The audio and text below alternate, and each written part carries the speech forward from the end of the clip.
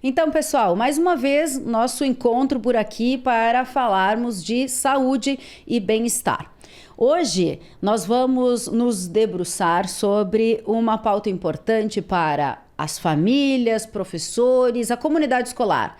Vamos falar da merenda com a nutricionista Júlia Rigo.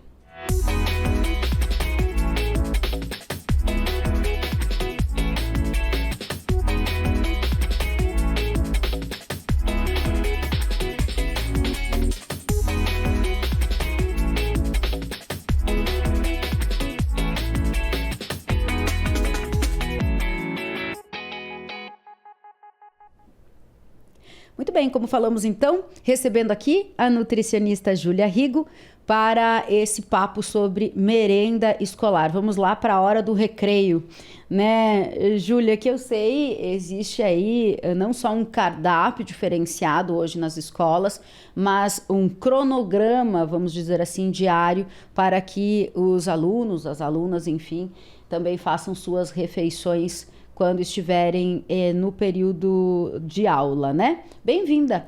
Muito obrigada, Camila. É um prazer estar aqui falando de um assunto tão importante, né? Que hoje faz parte do meu dia a dia, né?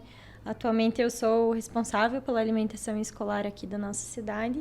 E bem como tu falou, né? Nós temos toda uma preocupação com esse tema que ele é relevante para mim, enquanto profissional nutricionista, e como tu bem disse, para as famílias, para a comunidade escolar, para o município como um todo, né? E realmente nós temos uma preocupação muito grande com a variedade, com a qualidade da alimentação que a gente oferta aqui no município. Pois é, em várias oportunidades, eu conversando, por exemplo, com produtores rurais, os que hoje, por exemplo, comercializam os seus produtos na feira de orgânicos ou a feira, né, de todos os produtos que são vendidos, peixe, frutas, legumes que hoje são direcionados à alimentação escolar. E aí eu fico pensando, um cardápio que sem dúvida nenhuma, né, todos nós deveríamos aderir, me parece que é bem pensado, e justamente porque nós estamos falando de crianças e adolescentes, né, eu acredito que isso também seja importante levar em consideração. Isso, com certeza, Cami, todos os alimentos que a gente inclui na alimentação escolar são alimentos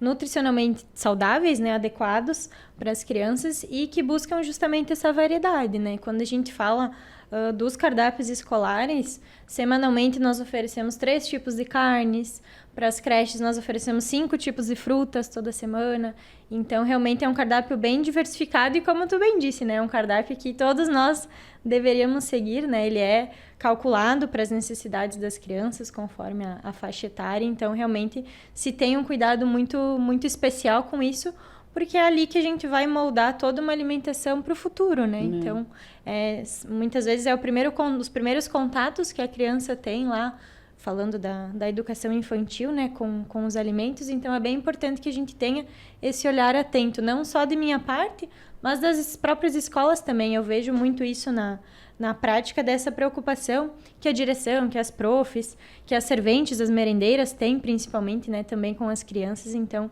realmente é um trabalho coletivo, buscando, né, proporcionar o melhor para os nossos alunos. E talvez, em princípio, quando a gente fala em uma alimentação saudável, o que pode vir à mente de muitos talvez uma comida sem sabor.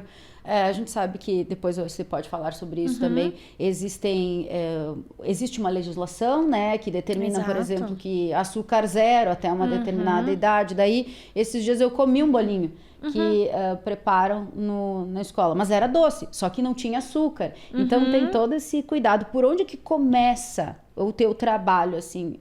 Como é que você monta esse cardápio, vamos dizer assim? Com base no quê? Isso, assim, Cami, a gente tem como base as legislações do Programa Nacional de Alimentação Escolar. Então, nós temos legislações de 2009, a lei inicial que institui o PNAE. E nós tivemos uma atualização em 2020 que fala justamente dessa questão do açúcar, né? Então, conforme a legislação, a gente não pode comprar alimentos ultraprocessados, né? Então, salgadinhos, alguns embutidos também, né? Que muitas vezes, antigamente, eram presentes na alimentação escolar. A lei, hoje em dia, já não nos permite mais oferecer mortadela, presunto, salame, massa de salame, né? Então, são alimentos que anteriormente faziam parte e hoje em dia a gente já não tem mais essa liberdade de compra.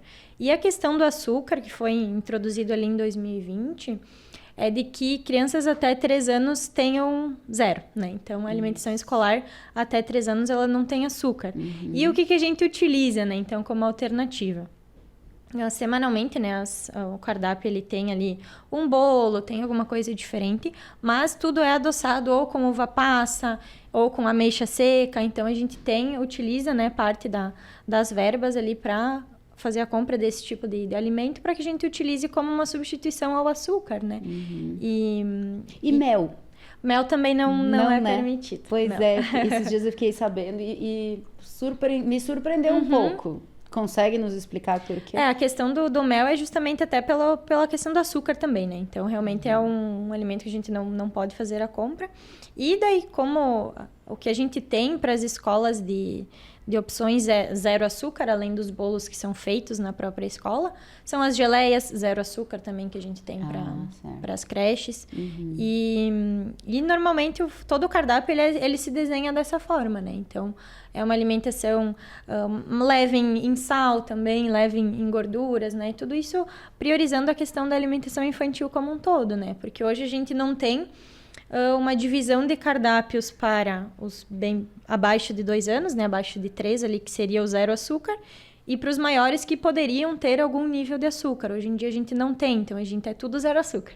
Tá. Né? Aqui nas creches a gente não tem Os demais também Isso, entraram, a gente padronizou então... nessa linha de sem açúcar. Porque eu fico pensando, se é por faixa etária, quantos cardápios, né, você precisa preparar?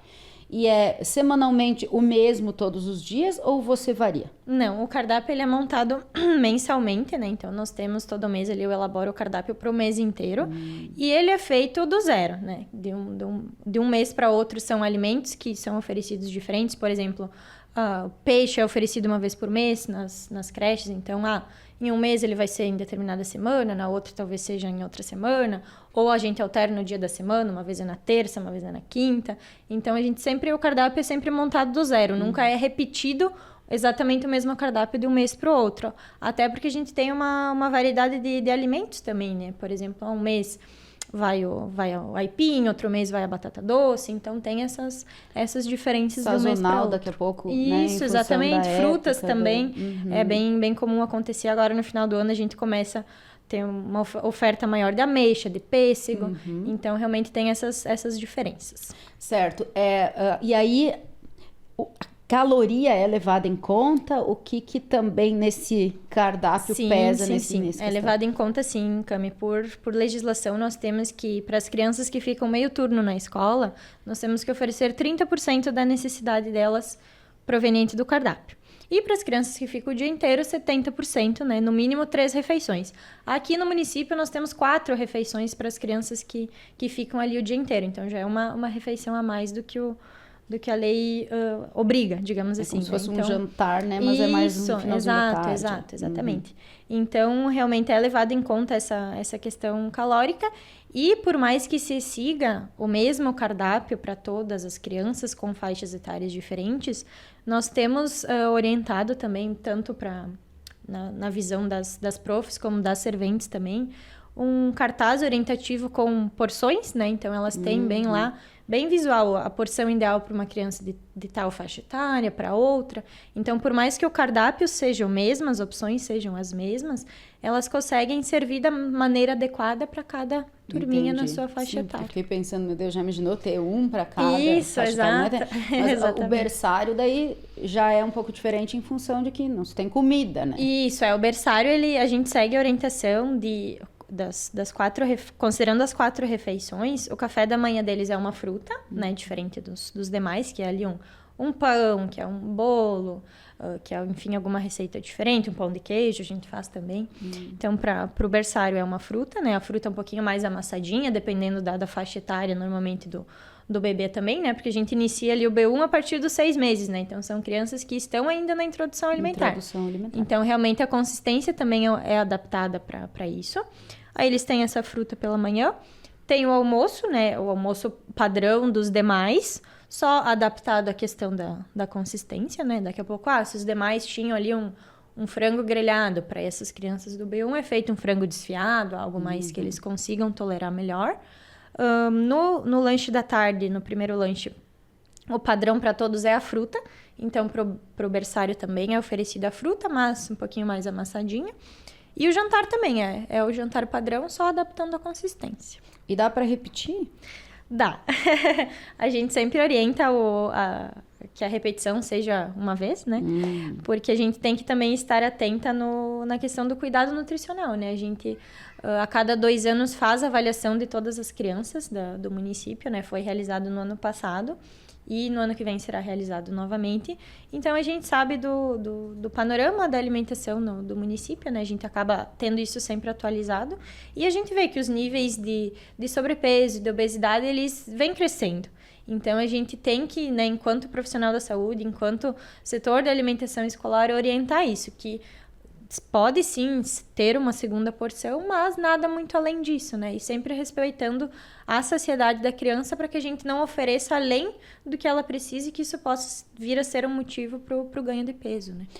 Esse é como se fosse um perfil de como são as crianças, assim, o perfil, como é que podemos dizer, de quanto elas pesam, quanto elas medem. A avaliação que a gente faz a cada 2 anos é do peso e altura de todas as crianças de todas as escolas. E aí sai aquele IMC. Isso, a gente faz o cálculo pelo IMC e através desses valores a gente consegue classificar cada criança na curva de crescimento também. Então a gente vê, essa tá no nível de magreza, essa tá eutrófica, essa tá com sobrepeso, essa tá abaixo do peso para a idade, essa tá acima. Então, tudo isso a gente acaba conseguindo fazer essa atualização a cada 2 anos.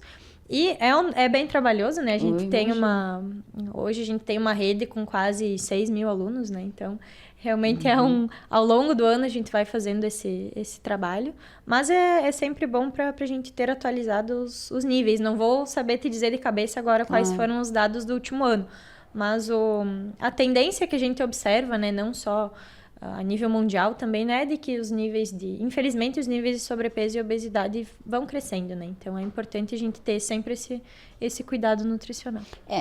E nós estamos falando das escolas municipais, né? Da rede pública municipal. Isso, exatamente. Que é o que vocês estão trabalhando.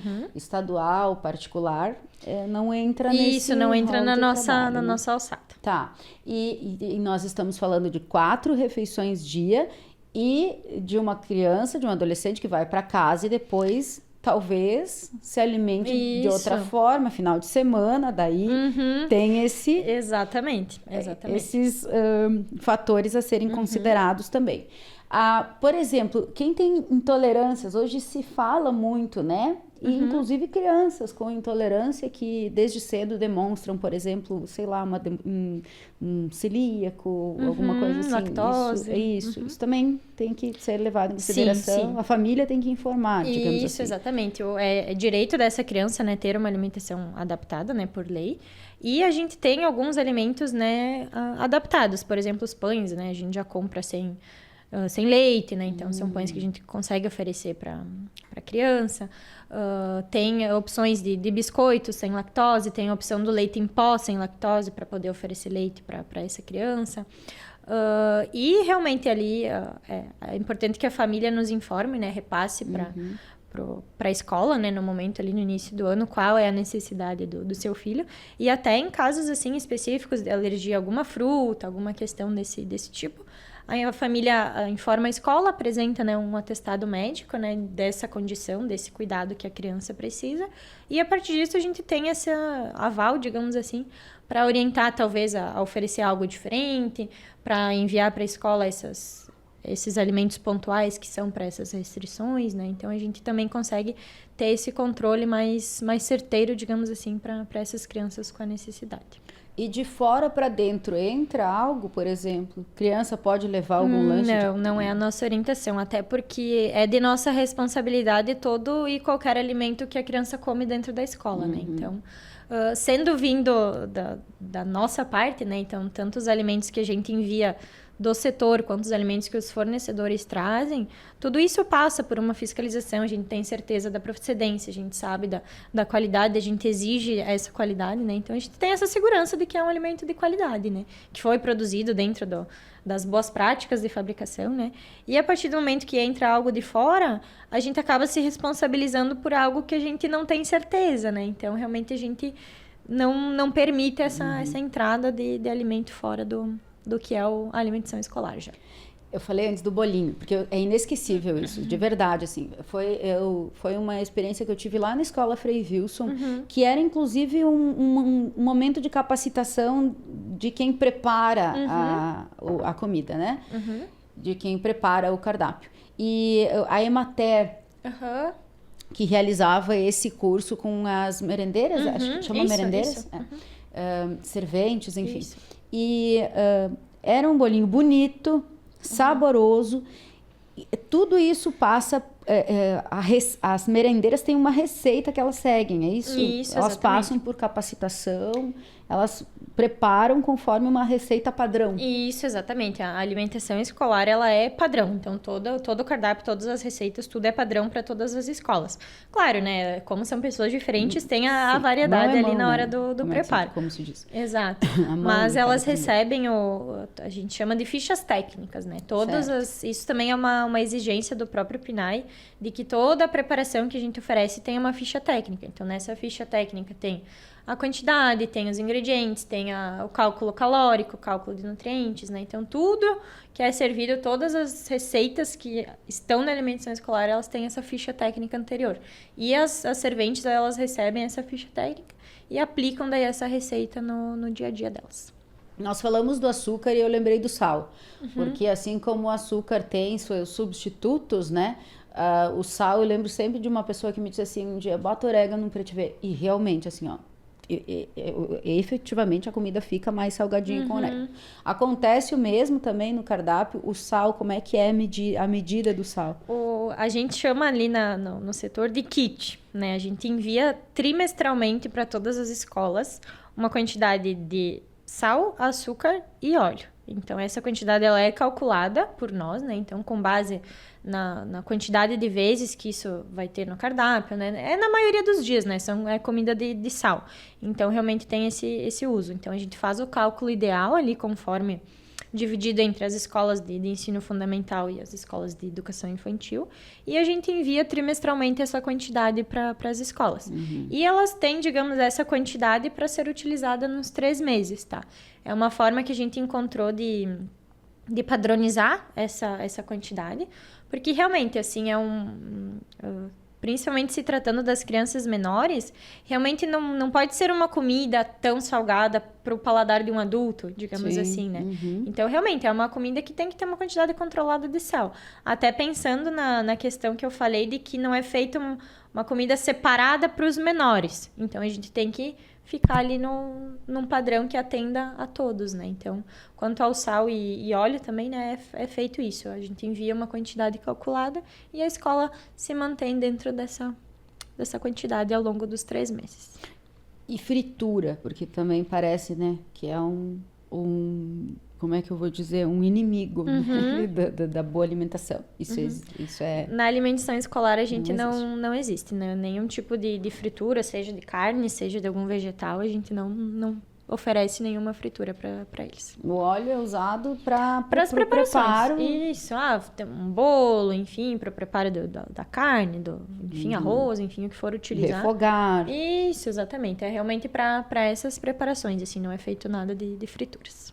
Bem, as cozinhas, cada escola tem sua cozinha, com todos os equipamentos. Exatamente. Nós temos, cada escola tem a sua cozinha, tem a sua equipe de serventes também, né? Então, elas se organizam, né? Conforme a rotina delas ali, né? Algumas... Né, tem as funções ali, eu me responsabilizo mais pelos entrega dos produtos, eu para servir as crianças, ou eu observo muito que elas fazem o revezamento na cozinha também, né? Um dia sou eu que cozinho, um dia é você. Então, elas se organizam dentro da rotina delas, o melhor andamento que elas consideram, né? Mas cada escola tem a sua equipe. E é um público essencialmente feminino, os das serventes? Hoje em dia, sim. Nesses últimos meses, sim. Mas teve anteriormente, tinham homens também que trabalhavam nessa parte. E eles são... como nós já falamos, passam por capacitação. É o mesmo número em cada escola ou é que algumas escolas têm mais, Isso, né, varia conforme o número de alunos. Tem escolas que por exemplo, as escolas do interior tem uma servente em cada, né? Tem um número de alunos menor. E escolas maiores têm, às vezes, 4, 5, 6 serventes, né? Depende muito do número de alunos. Em que horários as refeições são servidas? A questão dos horários, a gente também permite uma certa flexibilidade conforme a logística da escola, mas quando a gente fala, né, de educação infantil, a gente orienta, né, o café da manhã em torno de 8, 8h30, o almoço daí a partir das 10 horas, à tarde o primeiro lanche da fruta em torno da 1h30, 2 horas, e ali a partir das 3 horas a janta, daí a orientação. E para o ensino fundamental, que elas têm a refeição única, né? Daí mais ou menos no meio da manhã, entre 9h30, 10h30, e ali durante a tarde também, 15h30, 16 horas no máximo ali. Mas como... O ensino fundamental é uma de manhã e uma de tarde só? Isto. Tá. As 4 refeições, ele é para as crianças que vão em período integral, é da educação infantil. E fundamental, daí é a refeição única ali, uma de manhã e de tarde. Que daí eles vão para a escola também, né? Isso, eles vão só um turno. Só pela tarde, certo? Exatamente. E nós falamos do que comer, né? Mas e como se alimentar? Porque... já falamos, inclusive, na frequência, né, sobre como é importante também a mastigação, o momento da refeição, que não seja realizando uma outra atividade. Tudo isso é acompanhado pelos professores? Como é que vocês fazem? Isso, a questão da alimentação escolar, a orientação é que sempre quando possível, né, se realize sempre no refeitório, né? Então, as turminhas, elas vão acompanhadas das professoras pro refeitório. Normalmente, elas vão, assim, na sequência. Vem a turminha do B2, daí vem a turminha do pré, vem a turminha do jardim, assim, a escola determina a ordem, digamos assim, com base na rotina das aulas, né, de toda a escola, e eles vão, assim, na sequência, vem uma turminha, depois vem a outra, vai saindo, vem vindo outra, né, normalmente é assim que acontece. Isso vai também pro currículo, pro conteúdo, né, porque me parece que os professores, enfim, podem utilizar isso na sala de aula como conteúdo mesmo, explicar por que é importante mastigar bem os alimentos, por que é importante não comer açúcar. Com certeza. Acaba sendo didático. E até a gente, enquanto setor de alimentação escolar, nós temos sempre estagiárias de nutrição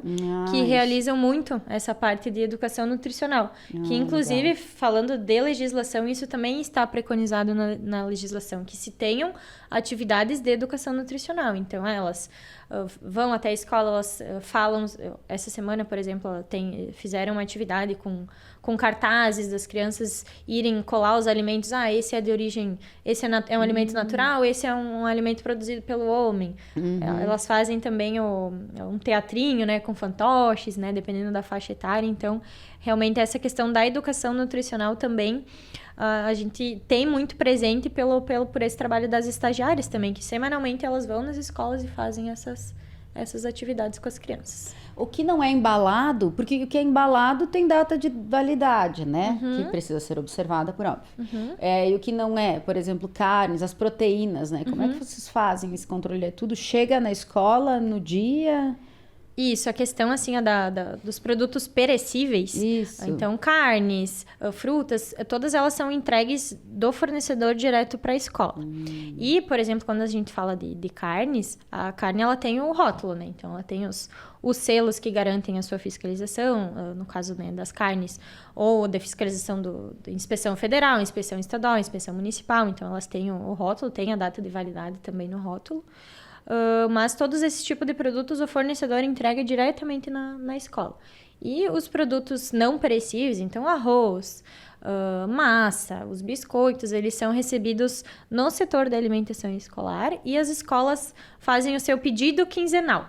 Então, lá, a cada 15 dias, elas pedem, mandam a listinha lá, nós precisamos de tantos quilos de arroz, tantos quilos de feijão. E daí, a partir daí, os estagiários, né, o motorista leva até a escola esses alimentos. Por que é importante, Júlia? Nós já falamos muito, por exemplo, até de alimentação seletiva. Tem muitas crianças que não conseguem se adequar.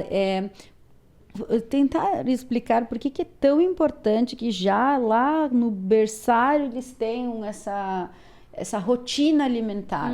Coisa que, por exemplo, a minha geração, principalmente, não tínhamos isso, né? E também porque estudamos, muitas pessoas estudam em escolas que não têm esse controle, embora eu acho que hoje já tenha mais, mas há uns bons anos atrás, isso talvez não fosse assim uma prioridade. E depois que isso foi posto como uma prioridade, eu acredito que existe pelo menos um norte, assim, né? Para que as famílias entendam sobre por que é importante nutrir e alimentar ao mesmo tempo. Isso, com certeza. A questão da alimentação escolar, ela está muito relacionada com o aprendizado, com o desenvolvimento da criança, né? Então, realmente é um tema que merece toda a atenção que tem, né? E essa questão da seletividade, do introduzir o alimento, é através do incentivo, né? A gente sempre orienta, de minha parte, né? Toda a questão das serventes, ali com quem a gente mais tem o contato, de fazer esse incentivo. Pega aqui uma salada, ó, é bacana, é gostoso, tenta misturar aqui com isso, você vai gostar. De realmente fazer esse incentivo e apresentar para a criança esse alimento. Porque muitas vezes, tem muitos estudos que dizem que às vezes é necessário apresentar até de 7 a 10 vezes para a criança aquele alimento para que ela comece a se familiarizar e aí ter essa vontade de comer, de encostar, de pegar.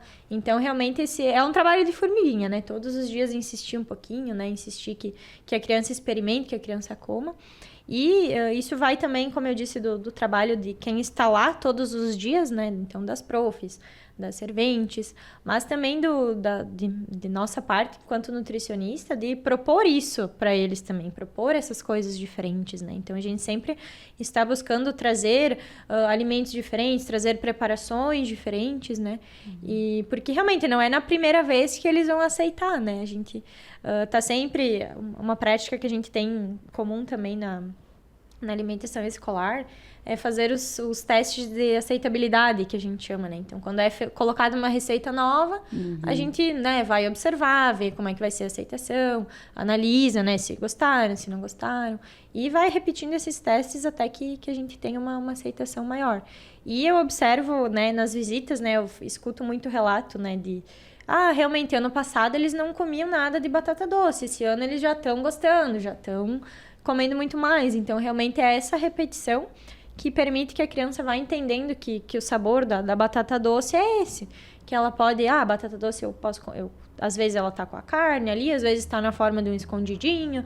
Então, também ele vai vendo diferentes texturas do mesmo alimento, diferentes preparações e vai começando a aceitar mais esse alimento. Nossa, escondidinho, né? Olha só, é muito interessante nós observarmos que hoje existem esses pratos que são servidos diariamente nas escolas, né? Coisa que às vezes não temos na nossa casa, né? Por isso que é importante também nós entendermos que o trabalho que você realiza, inclusive... Tu tens consultório? Tu trabalha com... Tenho, trabalho com consultório muito também. Diferente, né? É uma realidade paralela. Exatamente. O teu trabalho com as pessoas que vão te procurar, sei lá, para mudar os hábitos, ganhar ou perder peso, não sei, acredito isso, que exatamente. ainda... Essa parte da alimentação escolar, ela começou a fazer parte da minha vida nesse ano, né? Faz alguns meses que eu estou nesse cargo e anteriormente, realmente, eu vim do consultório, né? Então, é uma área totalmente diferente. E falando nessa questão de qualidade, eu vindo de fora, né, foi uma surpresa muito feliz ver que aqui a gente tem toda essa variedade, que a gente tem realmente um incentivo muito grande, né, do poder público para investimento mesmo financeiro para essa área, né, e que realmente é necessário, né, para a gente conseguir ofertar toda essa variedade que eu tô falando aqui para vocês, né, porque é realmente um cardápio bem variado, né? E como tu disse, né? Eu também já escutei muito, mas em casa, às vezes, eles nem têm toda essa variedade, né? Então, que bom que a gente consegue oferecer isso para as crianças, né? Nossa, maravilhoso, né? E essa variedade, assim, me parece... Olha o que eu pensei, por exemplo, porque muitas vezes diziam assim, hoje é segundo, hoje tem polenta. Nem sempre é assim. Sempre. Então, é uma surpresa também para eles, né? O que será que tem hoje, né? Será que vai ter a minha comida preferida ou eu vou ter que hoje comer sem tanto prazer? Porque o prazer está associado à alimentação. Embora nós dissociarmos uma coisa da outra, às vezes seja bem importante também, né? Porque a gente precisa pensar que nós precisamos nos alimentar como é que comer para viver e não viver para comer. Isso, exato. Acho que passa por isso também, Com tudo certeza. isso, né? E até essa questão do que tu comentou, né? Talvez desassociar um pouco com o prazer é importante também para as crianças, né? De realmente... elas são assim como nós, né? Tem alimentos que elas gostam mais. Sim. Talvez naquele dia ela vai consumir um pouco mais, né? Vai comer uma porçãozinha um pouco maior. Daqui a pouco, no dia seguinte, tem algo que ela não gosta tanto, ela vai consumir uma porção um pouco menor. E isso é importante também para ela realmente ir desenvolvendo essa noção de saciedade. Eu comi além do que eu precisava, hoje eu comi um pouco menos. A porção que me satisfaz é essa. Então, ali também é importante a alimentação escolar para isso, né? Para que ela vá tendo a noção das quantidades e cresça já com essa consciência que lá na frente vai fazer diferença, né? Em um adulto que consegue, né, comer num volume adequado, sem exagero, sem falta. E na questão de variedade também, né? Que a gente observa muitos, né, adultos, adolescentes maiores, né, com uma faixa etária maior, que às vezes tem muita seletividade, muitas vezes porque não foram tão incentivados na infância, né? Então, realmente é um trabalho de agora, mas que muitas vezes reflete, não só no agora, reflete lá na frente. E ter essa consciência do esquema corporal também, entender o corpo, o organismo, né?